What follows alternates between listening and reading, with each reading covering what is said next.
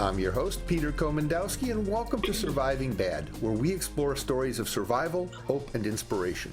Today we're talking about nature and forest therapy, natural methods of achieving wellness. Like time with nature and a walk in the woods, these things have proven to be beneficial for people dealing with stress, anxiety, depression, mental fatigue, emotional health, and even pain. There's something beautifully refreshing about connecting with nature, and especially when it can improve your physical and mental health. So we've invited a guest here today, Amelia, to learn more about this fascinating world of nature and forest therapy. Amelia, welcome to the show. Let's get to know you. Tell us a little bit about yourself and what you do. Thank you so much, Peter.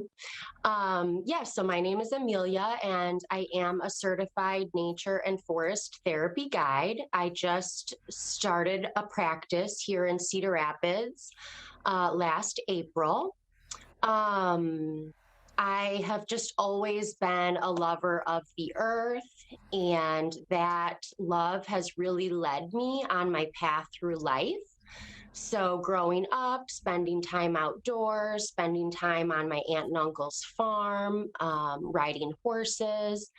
And then when it was time to go to college, I was like, well, that's really the only thing I want to go to school to study is natural resources and environmental science. So I attended the University of Illinois, and after graduating, did a couple years with AmeriCorps, teaching conservation education through Wiki Uphill, which is part of Lynn County Conservation. And then I spent about 13 years at Prairie Woods Franciscan Spirituality Center, which is like an eco-spirituality center, working there as the eco-spirituality coordinator. So this love of the earth is something that I want to share with people. And I think our health as human beings and the health of the planet is really synonymous. So, yeah, it's very humble beginnings, but yet rooted in spirituality and in people's self health and self nurturing. And this is something that's coming out new. We've had these opioid epidemics, rise in mental health problems, and even medical practitioners, MDs, are saying, listen, it's not just medicine, it's lifestyle and it's relaxation. And there's a fascinating relationship you have with the outdoors. And I know you talked about forest bathing when we chatted before the show and nature walks. How would you sort of define that outdoors energy for somebody that maybe doesn't get outdoors enough? How do you look at it other than I got to put on some extra clothes, I got to walk around, I'm going to get tired? Because there's something really special in that bond, and I know you've had years working with that. Yeah, that is a great question. There's two words that come to mind: reciprocity and regulation. So the earth is extremely regulating for our human systems, our internal ecosystems, if you will. And so going outside and just being able to unplug and simply watch, walk, can just bring on, personally for me, feelings of peace. If there's something going on in my life that I'm struggling with, oftentimes I can go to parks and almost have a personal conversation with the land to kind of work through whatever issue it is that I'm contemplating or facing in my life. And oftentimes I feel like I'm getting some answers that help me on my path in life. And then that word reciprocity, it's one of my favorite words. I like to use it as often as possible. That give and take in life. And we're not just doing that with humans, we're doing that with all beings that we share our home with. It seems interesting that, as a civilization, we spent historically a ton of time outdoors, whether it was hunter-gathering, farming. probably the biggest drop in time outdoors happened in the last 15, 20 years with the advent of computers and cell phones. And so that it does sound like there's a lot of benefit to sort of take that personal time out and get outside. And can it be as simple as going for a walk in a neighborhood and just leaving the cell phone at home? It doesn't require a ton of complexity, does it? Not at all. It doesn't have to be even, it can be in your own backyard. If you have mobility issues, or if you're in a hospital, like you said, it can just be looking out a window at trees or the sky. So it is very simple. And the research is showing that even just 5 minutes a day has health benefits. There have been some very interesting studies that have shown that looking at a nature scene on TV is not as socially or healthily redeeming as actually going outside and looking at it, that your brain knows the difference. We're going to take a short break, and we come back, we'll continue our conversation and talk about that magic of getting outdoors and how it fuels people's health. See you all after the break. You don't want to miss this.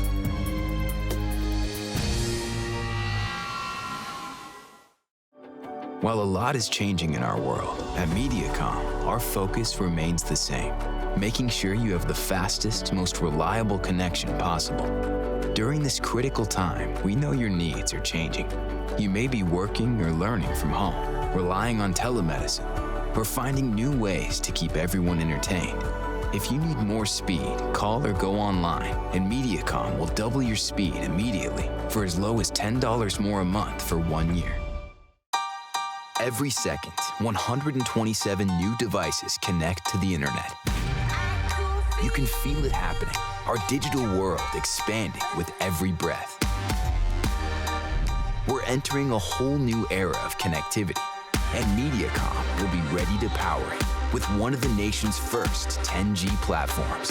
We'll be bringing you more speed, more capacity, more security, and the power to do more than you ever dreamed possible.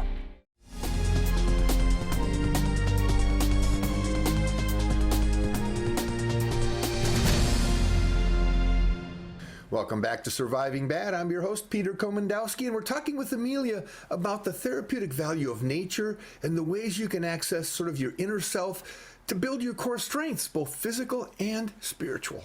Amelia, you had some great points about really how this all began. Can you share that with us?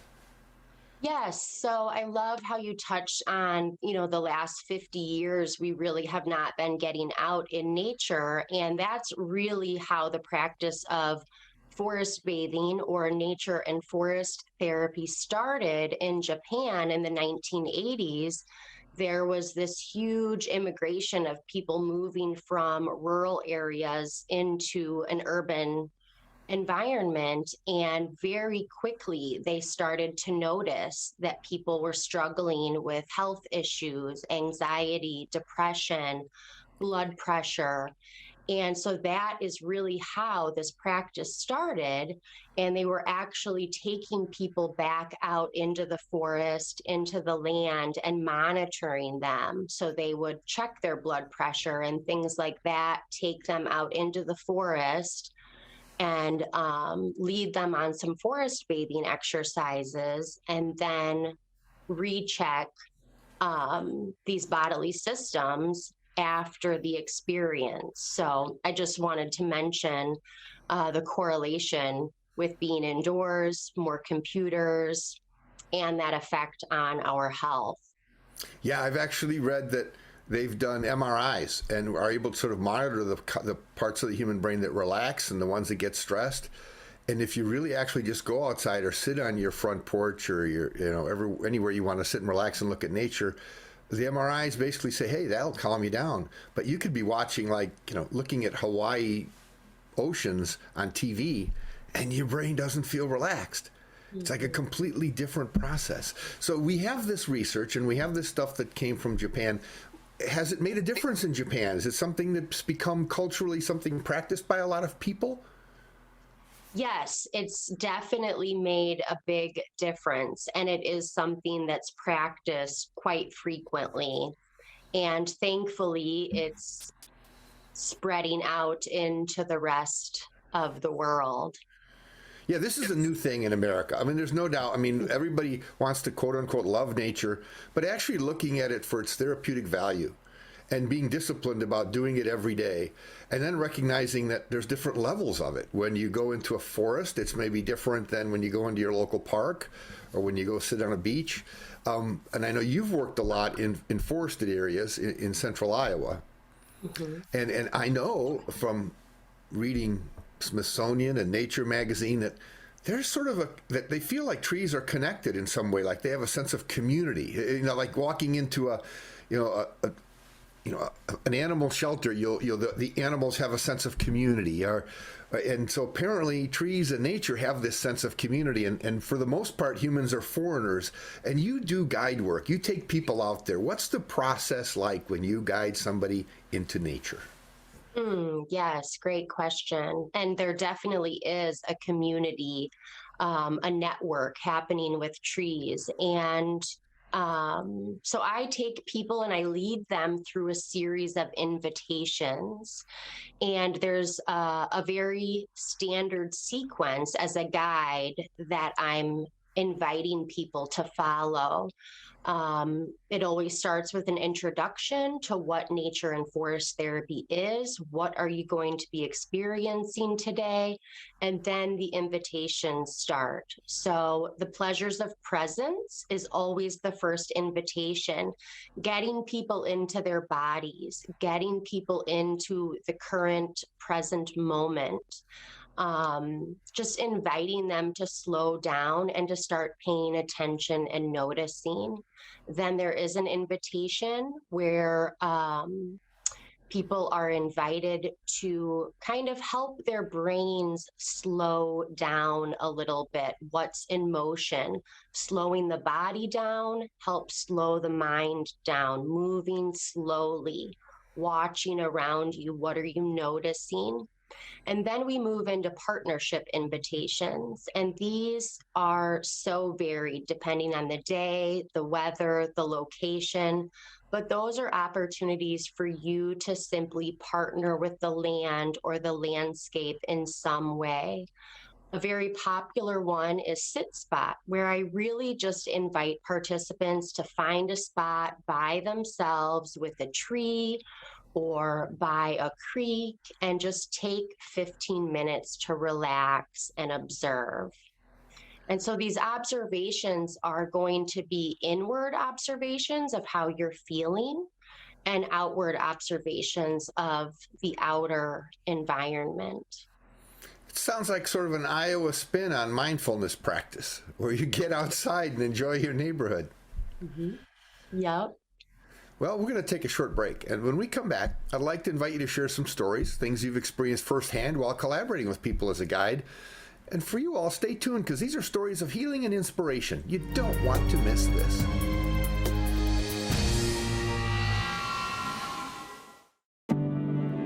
Today, more than ever, you need fast, reliable internet. At MediaCom, we want you to know you can count on us. Our fiber-powered 100% gigabit technology network was built for the future. We have enormous capacity and power and 99.99% network reliability. So even though these are uncertain times, we're prepared. And you can be certain we'll keep your world connected.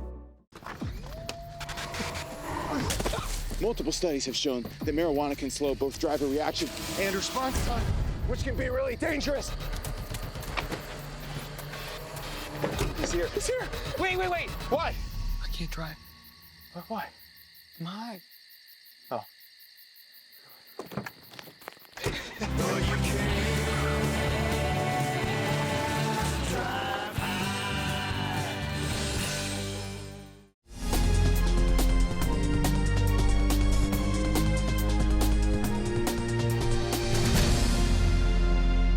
Welcome back to Surviving Bad. We're talking with Amelia. She has a nature and forest therapy practice called Good Medicine. And we're sort of talking about, breaking out of this world that we live in. We're always going on the go and doing stuff. We never slow down. And I'll tell you personally, sometimes if you slow down for some deep breathing or meditation, 1 minute or 5 minutes seems like an eternity. We want to keep moving. And yet in that sort of break between wanting to keep moving and that eternity, what that little bit of relaxation gives you, is where either all the problems or solutions are. Amelia, you work right in that zone with people. What are some of the things that forced bathing and nature are about, and what are they not about? Great question. So I do love to talk about what it's not.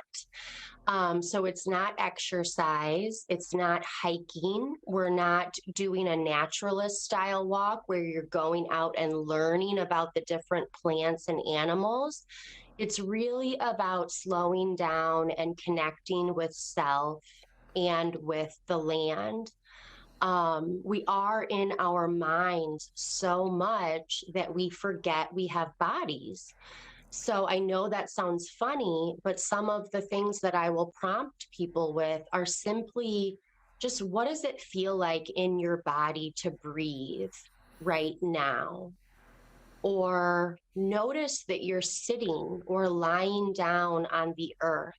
And what does that feel like?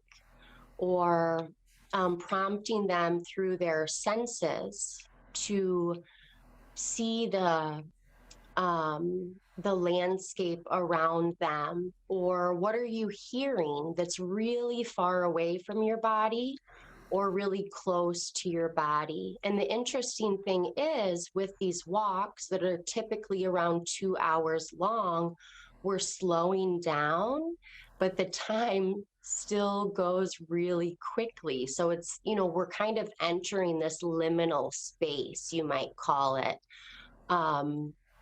where time just feels a little different. It's sort of fascinating because as you're saying that, I'm visualizing my workday nowadays, which is so much on Zoom and on computers. And I feel like I have this disembodied head connected to this body that's doing nothing all day. Yeah. And like there's all these connections to the screen and to the keys, but my arms, like the rest of my body, is not enjoying the trip. I mean, it's not along on the trip. It's like I'm being hijacked. And those times when I do find I get away, it's really beneficial. Now, what would prompt somebody to want to get up and go to your website and say, you know what, I'm going to pay this girl. We're not going to talk about what the fees are and stuff, because I need some of this therapy. What are some of the experiences you had with people that have benefited, and when you recognize that it really creates value for what you do? Mm-hmm. So I mentioned earlier this sense of regulating our internal ecosystems. So there are just so many wellness benefits to this practice. If you are someone who struggles with anxiety or depression, if you struggle with sleeping at night, if you want to feel more connected in your life, if you are feeling like you need inspiration because you want to be more passionate or creative in your life, all of those things are benefits of nature and forest therapy. And more than one time, I have guided walks and I have heard people use the term life-changing. And they just feel like they're seen and connected to the earth, to other people, to themselves in a new way. And unlike other forms of therapy, can people learn enough skills doing some of these things with you so they can work on their own when they go out and get in touch with nature? Definitely. So there are, positives to both. I love guiding, but you can definitely go out and do this on your own. There are some wonderful books out there. There are wonderful resources online. So there is plenty of information if this is something you want to just explore individually. Now let's go back to this Japanese experience as it applies to America. Are we seeing more people, doctors, are you getting more people where doctors have recommended they do things like this? Has it started to become a little bit more mainstream? I wouldn't say that it's mainstream yet, but I think my hope is that it will be as mainstream as yoga and some, meditation and things like that soon. There are doctors that are prescribing nature as a prescription, and that network is growing every year. That's sort of interesting. We're going to take a short break. And when we come back, we're going to invite Amelia to share some final comments, insight, and advice that may help you find your calm center. Stay tuned. You don't want to miss this. Devices connect to the internet. You can feel it happening. Our digital world expanding with every breath. We're entering a whole new era of connectivity. And MediaCom will be ready to power it with one of the nation's first 10G platforms. We'll be bringing you more speed, more capacity, more security, and the power to do more than you ever dreamed possible.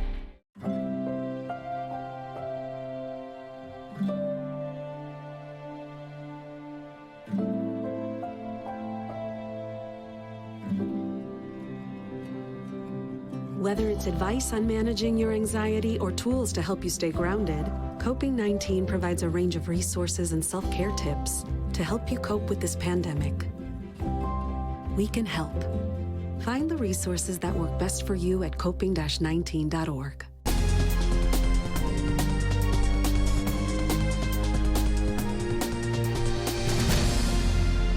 Welcome back to Surviving Bad. Today we're talking about the power of nature and the sense of community a walk in the woods or the park can inspire in you when facing challenges of life. Let's see what advice Amelia has to share. Advice that might help improve our lives. Amelia, this is a huge topic. It's fascinating. Man and nature has been this sort of theme for centuries. And now there's a lot of tension between man and nature, whether it's people trying to protect nature from people or people getting out to nature. What's your sort of scoop on this that you would, tell people that maybe haven't really been out as much as they should have? Mm-hmm. Yes, it is a really big topic. What I would say is, start small. If this is something that you haven't really practiced in your life, just walking outside in your backyard for 5 minutes. And, if you feel most comfortable setting an alarm on your phone, a timer, start with that and just set that alarm and kind of set it off to the side and then go walk around just quietly, silently noticing what you notice in your own backyard. Maybe you're going to see a lot of things that you've never noticed before. If you want to take it a little further, maybe you go to a park that you've always wanted to visit or a favorite park that you feel comfortable in, and trying a half an hour of walking and turning your phone on silent. So it's really simple. You cannot do this wrong. So I just really try to make people feel comfortable in knowing that, it's just like sunbathing. How easy is sunbathing? You're bathing in the medicine of the land. So Shinyin Yoku is that Japanese word for bathing in the medicine of the land. I'm sorry to interrupt you. No. It's fascinating because we grow up in like castles, houses, doors locked, air conditioning. We don't get out much. And I started to think as you were talking, boy, what a nice thing to think about doing if I feel stressed, to go out for a walk. Exactly. Instead of, eating or turning on the TV, just go for a walk. Eliminate some stimulus. Don't add more. Yep. But then there's a barrier. If you have a partner in the house, leaving the house isn't symbolic of a great thing. So, it's like a change in culture to say, I'm going to leave the place of my safety and all of my habits, some good, some bad, and try something different. But yet your experience has been that's really helped people. Mm-hmm. Yeah, and going back to that, this dynamic of man and nature through the environmental movement, we've almost become afraid, not in the sense of fearing for ourselves, but like, oh, I don't want to do any more damage. I don't want to harm or affect. And we really try to emphasize in nature and forest therapy, no, you're supposed to be here. You are a part of this landscape. You yourself are an ecosystem and then part of a larger ecosystem. So the sound of the birds that are supposed to be here, your voice, the noises that you make are welcome as well. And even when we're on walks and people will hear cars and noises from, the tamed world, I try to encourage an outlook that all of that is nature as well. It's all part of this ecosystem, the reality that we're living in, and just to try to look at it from that big picture, and everything comes from the earth. We come from the earth. So we belong in these natural environments. I started thinking about something that maybe isn't as funny as I thought it was. People often talk about walking their dog, and then they'll say, but the dog really walked me. But I'm thinking, boy, do we really walk our children enough?